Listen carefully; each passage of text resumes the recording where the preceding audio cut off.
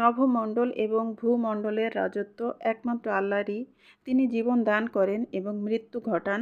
তিনি সব কিছু করতে সক্ষম। সূরা আল হাদিদ আয়াত 2। আসসালামু আলাইকুম আমার প্রিয় আপু ভাইয়ারা, আপনারা সবাই কেমন আছেন? নতুন আরেকটি ভিডিও নিয়ে আপনাদের মাঝে চলে এলাম। তো আশা করছি আল্লাহ তাআলার অশেষ রহমতে আপনারা সবাই ভালো আছেন। আমরাও আলহামদুলিল্লাহ আল্লাহ তাআলার অশেষ রহমতে ভালো আছি। তো আজকের ভিডিওটা সকাল থেকেই শুরু করেছি। তো আজকে সকালে আমাদের নাস্তা হচ্ছে পায়েস। তো গত ভিডিওতে তো দেখিয়েছিলাম যে পায়েস রান্না করেছিলাম, তো সেই পায়েসটাই আছে আর লাউ তরকারি আছে। তো পায়েস আর লাউ আর পরোটা, তো এগুলো দিয়ে আমরা আজকে সকালে নাস্তা করে নিয়েছি। তো এই তো নাস্তা করার পর আমার হাজব্যান্ড বাজারে গিয়েছিলেন। তো বাজার থেকে কিছু শীতের শাকসবজি এনেছেন। তো এখানে যে ফুলকপি, তারপরে সিম, আর এই লম্বা সিমটা আমাদের অনেক পছন্দ। তারপরে টমেটো, আর এই তো কাঁচামরিচ, ধনিয়া পাতা, আর এই যে এখানে মসুর ডাল, আর এখানে যে রসুন, আর জলপাই এনেছে। আমি বলেছিলাম বেশি করে জলপাই আনতে, কারণ জলপাইয়ের আচার করব। জলপাইয়ের আচার করব, জলপাই ফ্রোজেন করব, তারপরে জলপাইয়ের চাটনি বানাবো, তো অনেক কিছুই করব। তার জন্য বেশি করে মানে জলপাই আনা হয়েছে। তবে আমার গত বছরের যে জলপাইয়ের আচার আমি করেছিলাম সেগুলো কিন্তু এখনও আছে, তো সেগুলোই আমরা খাইতেছি। তো এই তো এখন বাজারগুলো গুছিয়ে নিব, নিয়ে তারপরে আমি এই তো রান্নাবান্নার কাজকর্ম শুরু করব। তো এখন এই যে আমি জায়গা মতো রসুনগুলো ঢেলে রেখে দিলাম আমার রসুন পেঁয়াজ রাখা স্ট্যান্ডের মধ্যে। তো জায়গা মতো এগুলো রেখে দিলাম। তারপরে এখন এই যে ধনিয়া পাতাগুলো আমি বক্সে করে ফ্রিজে আর কি সংরক্ষণ করব। তো ধনিয়া পাতাগুলো আমি যেভাবে সংরক্ষণ করি সেটা আপনাদের সাথে একটু শেয়ার করতেছি। তো এখানে যে আমি ধনিয়া পাতা যেরকম আছে এরকম করেই আমি রেখে দিব, আর এভাবেই কিন্তু বেশ ভালো থাকবে এক সপ্তাহ পর্যন্ত। তো এখানে যে একটা পলি আমি ভাঁজ করে বক্সের নিচে দিয়ে দিলাম, দিয়ে তারপরে যে ধনিয়া পাতাগুলো আমি এভাবে করেই আর কি, তবে গোড়া ফেলেও রাখা যায়, তো আমি গোড়া ফেলে রাখিনি, আমি এভাবে রেখেছি। আর আমার যখন প্রয়োজন হবে তখন আমি ততটুকু পরিমাণে বের করে নিব, নিয়ে তারপরে গোড়া ফেলে তারপরে আমি ধুয়ে কেটে এরপরে ব্যবহার করব। তো এই তো এভাবে রেখে দিলে কিন্তু ধনিয়া পাতাগুলো একটু পচে না, আর খুবই সুন্দর থাকে, আর অনেক টাটকাও থাকে। তো এই তো এভাবে করে আমি রেখে দিব বক্সে করে। আর আমার কিছু আগের কিছু ধনিয়া পাতা আছে ফ্রিজে, তো সেগুলো আমি এখন বের করে নিব। তো এই তো সেইগুলো সেখান থেকে আমি কিছুটা ধনিয়া পাতা নিয়ে নিব, নিয়ে তারপরে আমি ভালো করে বেছে এরপরে কেটে নিব। তো এই তো আমি এই ধনিয়া পাতাগুলোর কিছু কিছু পাতা আর কি নষ্ট হয়ে গেছে, তো এইগুলো বেশ কয়েকদিন আগে এনেছিল। তো এমনিতে নর্মালি সব তরকারির মধ্যে তো দেয়া হয়, তারপরেও দেখা যায় যে অনেক বেশি আনা হয়েছিল। তো আসলে এখন তো ধনিয়া পাতাটা মোটামুটি রিজনেবল প্রাইসে পাওয়া যায়, এখন তো ধনিয়া পাতা অনেকটাই সস্তা হয়ে গেছে। তো তার জন্য আর কি ধনিয়া পাতাটা বেশি করে আমার হাজব্যান্ড এনেছিলেন, তো সেই পাতাগুলোই আর কি খাওয়া হতেছে। তারপরেও মাঝে মাঝে থেকে একটু আর কি পাতা নষ্ট হয়ে গেছে। তো যাই হোক, আমি এখন ধনিয়া পাতাগুলো বেছে নিব, নিয়ে তারপরে আমি রান্নাবান্নার কাজে লেগে পড়ব। তো এই তো, আর আমি আপনাদেরকে যে কথাটা বলতে চাচ্ছিলাম যে আসলে ভিডিও তৈরি করার প্রতি তেমন একটা ইচ্ছা হয় না, কারণ ভিউ তো একদমই হয় না আমার। তো ভিউ না হওয়ার কারণে কিন্তু মনটা অনেক বেশি খারাপ হয়ে যায়। তো হয়তো অনেকে বলবে যে ভিডিওর কোয়ালিটি ভালো না, এই কারণে ভিউ হয় না। তো আসলে আমার ভিডিও তো আমি এই রকম কোয়ালিটি আমি প্রথম থেকে দিয়ে আসতেছি। তো আমার এই কোয়ালিটির ভিডিওতেও কিন্তু আগে অনেক মোটামুটি অনেক ভালোই ভিউ হতো, কিন্তু এখন ভিউ আসলে একদমই কমে গেছে, আর আমার চ্যানেলটাও অনেক ডাউন হয়ে গেছে। তো আমি জানি না আসলে যে কী কারণে এরকম হতেছে।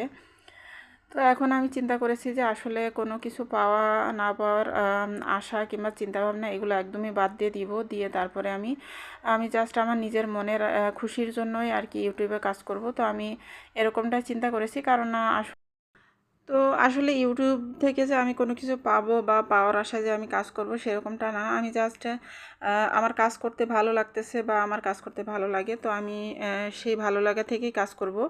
তো আগে যেরকম একটা মানে একটা ছিল, যে একটা টার্গেট ছিল যে হ্যাঁ আমি একটা কিছু পাওয়ার আশায় আমি ইউটিউবে কাজ করতেছি, কিন্তু আমার মনে হয় যে আসলে সেই টার্গেট কখনোই ফুলফিল হবে না। তো ফুলফিল না হলেও আসলে ইউটিউবে যেহেতু অনেক দিন ধরে কাজ করছি, তো তার জন্য একটা ইউটিউবের প্রতি এক ধরনের ভালোবাসাও চলে এসেছে। তো মনে হয় যে কিছু পাই বা না পাই, কিন্তু আমি আমার মনের খুশির জন্য ইউটিউবে কাজ করব। তো এখানে এই যে আমি যা যা রান্না করব সব কিছু কেটে কুটে রেডি করে নিয়েছি। আর এই তো এখন এই যে আমি ফুলকপি, সিম আর টমেটো দিয়ে একটা তরকারি করব। তো শীতের সবজি খেতে তো আসলে খুবই ভালো লাগে। তো শীতের সবজি দিয়ে একটা আর কি মাছের মাথা দিয়ে রান্না করে নিব একটা তরকারি। তো এই তরকারিটা আসলে আমাদের সবারই অনেক পছন্দ। তো এটার মধ্যে নতুন আলু দিলে আরও বেশি ভালো লাগে, তারপরে মূলা, তো মূলা দিলেও আর কি অনেক ভালো লাগে। তো বিভিন্ন ধরনের সবজি মিক্স করে তারপরে মাছ দিয়ে রান্না করলে খুবই ভালো লাগে তরকারিটা। তো আমার যে তরকারিগুলো ছিল, সবজিগুলো ছিল, সেগুলো দিয়ে আমি এভাবে রান্না করে নিতেছি। তো এই তো, আর যেটা বলছিলাম যে আসলে আমি আমার মনের খুশির জন্য বা মনের আনন্দের জন্য ইউটিউবে কাজ করব। আর আমার যেরকম ভিডিও দিতে ইচ্ছা করবে আমি সেরকমই দিব। আমি ধরা বাঁধা কোনো মানে চাপ নিয়ে কাজ করব না। মানে আগে একটা চাপ ছিল যে এভাবে ভিডিও দিলে তো দর্শকরা হয়তো পছন্দ করবে না, বা ওইভাবে ভিডিও দিলে মনে হয় ভালো হবে, বা কিভাবে দিলে ভালো হবে, বা মানে এসব নিয়ে আর কি অনেকটা একটু চাপে থাকতাম। আর ভিডিওতে ভিউ হবে কিনা, বা এভাবে দিলে হয়তো বেশি ভিউ হবে, তো এ ধরনের অনেক কিছুই আর কি মাথার ভিতরে থাকতো। তো ভিউ না হলেও আবার অনেক খারাপ লাগতো। তো এখন মনে করছি যে একদম এ ধরনের চিন্তাভাবনা মন থেকে ঝেড়ে ফেলে দিব, দিয়ে তারপরে আমি জাস্ট আমার নিজের খুশির জন্য ইউটিউবে কাজ করব। আর যখন মনে হবে যে না, আমি আর আমার খুশিতে আর কাজ করতে পারছি না, আর ইউটিউবে কাজ করে আমি কোনোভাবে কোনো ধরনের আনন্দ পাচ্ছি না, তখন হয়তো বা ইউটিউব থেকে চলে যাব। তো তখন আমার দুঃখও হবে না। তো এখন আসলে আমি একদম চাপ ফ্রিভাবে, মানে চাপ মুক্তভাবে আমি ইউটিউবে কাজ করতে চাই। মানে আমার যেরকম আর কি মন চায় সেরকমভাবেই আমি ভিডিও দিব। আবার দেখা যাচ্ছে যে একদিন পর পরই যে দিব এরকমও না। অনেক সময় দেখা যায় যে একদিন পর পর দিতে গেলেও খুবই প্যারা হয়ে যায়, তারপরেও অনেক ঝামেলা করেও দিতে হয়। তো মনে করছি যে না, এরকম করব না, যখন আমার মন চাবে তখন দিব, মন না চাইলে দিব না। তো সম্পূর্ণটাই আসলে আমি আমার মনের উপরে ছেড়ে দিয়েছি। তো আমার মন যেভাবে চাবে, মন যেভাবে কাজ করে খুশি থাকবে, আমি সেভাবেই করব। মনের উপরে চাপ নিয়ে আমি কোনো কিছুই করব না। তো এই সিদ্ধান্তটাই আমি নিয়েছি। আর কত হলো, ভিউ কি হলো কি না হলো, এইগুলো নিয়েও কোনো চিন্তা করব না।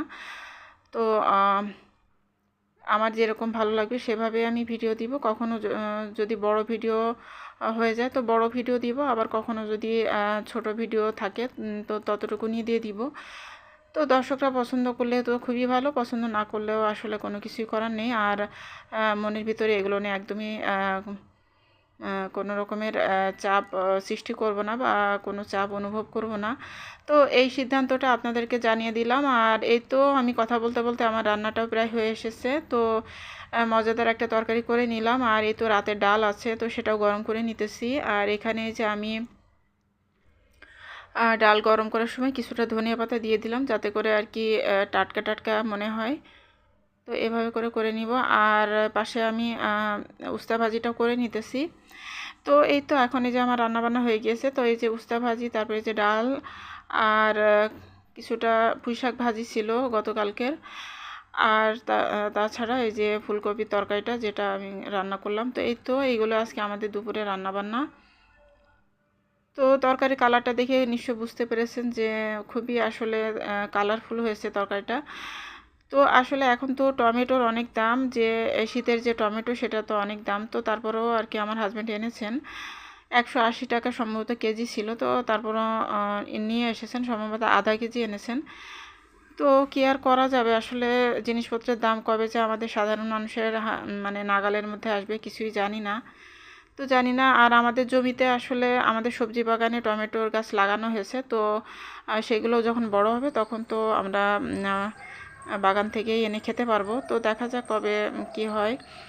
তো এখন এই তো আমার রান্নাবান্না সব হয়ে গেছে, খাওয়া দাওয়া হয়ে গেছে। তো তারপরে রেস্ট করেছি। আর এখন এই যে সন্ধ্যার পরে তো আমার মেয়ের জন্য এই যে আমি পরোটা দিয়ে আর চিজ দিয়ে আর ডিম পোচ করে একটা নাস্তা তৈরি করে দিয়েছি। তো রোলের মতো আর কি করে দিয়েছি। তো আমার ছোটো মেয়ে আসলে চিজটা খেতে খুবই পছন্দ করে। তো যে কোনো জিনিসের মধ্যে চিজটা দিয়ে ওকে নাস্তা বানিয়ে দিলে ও খুবই খুশি হয়। তো আর এখন এই যে রাতের বেলা আমি লাউ রান্না করব। আর আমার ছেলে আর কি আজকে আমাদের সবজি বাগানে গিয়েছিল, তো ওখান থেকে লাউ এনেছে, তারপরে কিছু শাক এনেছে। তো লাউটা আসলে টাটকা টাটকা খেতেই বেশি ভালো লাগে, তো তার জন্য আমি এখন লাউটা আর কি রাতের বেলায় রান্না করে নিব। তো চিংড়ি মাছ দিয়ে আমি লাউটা রান্না করব। আর এভাবে লাউ চিংড়ি তো খেতে অনেক বেশি ভালো লাগে। তো এমনিতে গরুর মাংস দিয়ে লাউটা অনেকবারই তো আমি রান্না করে দেখিয়েছি, তো আজকে আবার ভাবলাম যে আজকে চিংড়ি মাছ দিয়ে করে ফেলি। তো এই তো অনেক কথাই আমার প্রিয় প্রিয় আপু ভাইদের সাথে শেয়ার করলাম। তো আমার কথার মধ্যে যদি কোনো ভুল ত্রুটি হয়ে থাকে তাহলে দয়া করে ক্ষমা সুন্দর দৃষ্টিতে দেখবেন। আর আমার ভিডিও যদি আপনাদের কাছে আদৌ একটুও ভালো লাগে তো দয়া করে একটা লাইক দিয়ে আমার ভিডিওটি দেখে নেবেন প্লিজ। তো এই তো একই ধরনেরই কথা সবসময় বলি বা বলতে হয়, তাছাড়া আর কী বা বলবো, বলার কি আছে।